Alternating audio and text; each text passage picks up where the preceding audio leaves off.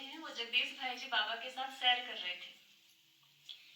तो वहां पर पांडव भवन के साथ ही कोई साधु रहता था, उसकी संगत भी थी अपनी। लेकिन जब बाबा वहां आए तो उसके जो जितने भी संगति वाले थे वो बाबा की संगति में, मतलब बाबा के ज्ञान में आ गए थे, बाबा का ज्ञान सुनने लगे।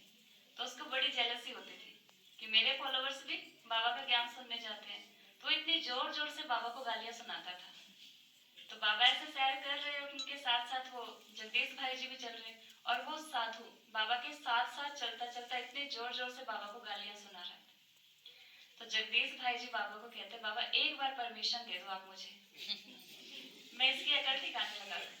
तो बाबा ने कहा, नहीं बच्चे, ये अभी अज्ञानी है, इसको अभी ज्ञान नहीं है। जब इसको ज्ञान हो जाएगा तो ये इसको अपने आप समझ में आ जाएगा। इसको ज्ञान नहीं है इसलिए हम इसको कुछ भी नहीं कह सकते। तो बाबा फिर भी कहते थे कि ये गलानी, मतलब ये गलानी भी क्या है, पुष्प है। बाबा पुष्प समझते थे उनको भी।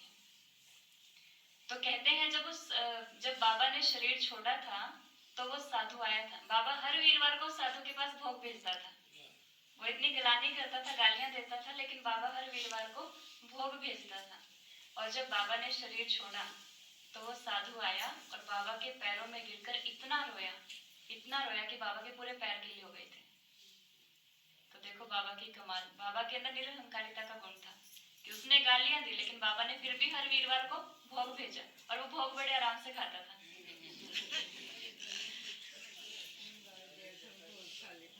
तो ऐसे थे हमारे ब्रह्मा बाबा।